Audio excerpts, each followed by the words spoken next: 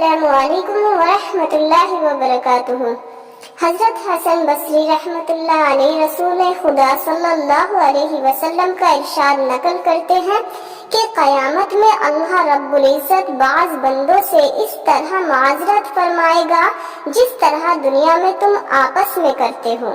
ایک فقیر سے اللہ فرمائے گا، میں نے دنیا میں تجھے غریب بنایا، اس لیے نہیں کہ میری نظر میں تو حقیر تھا، بلکہ دنیا کے بجائے یہاں آخرت میں تیرے درجے بلند کرنے تھے اور ایک مخصوص اعزاز بخشنا تھا۔ بہت سے لوگ جہنم والوں کی صف میں کھڑے ہیں، ان کے پاس جا اور جس نے دنیا میں تیری مدد کی ہو اس کا ہاتھ پکڑ کر جنت میں لے جا، چنانچہ وہ بہت سے لوگوں کو صف سے نکال کر جنت میں داخل کر دے گا۔ یہ ہے وہ اعزاز جو دنیا کی تکلیفوں کے بدلے میں اللہ تعالیٰ فقیر کو دے گا۔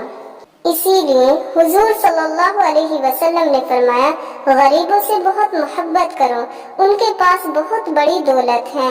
لوگوں نے عرض کیا، وہ کون سی دولت ہے؟ ارشاد فرمایا، قیامت میں ان سے کہا جائے گا، جس نے تجھ کو روٹی کا ایک ٹکڑا، پانی کا ایک گھونٹ دیا ہو، اس کو اپنے ساتھ جنت میں لے جا۔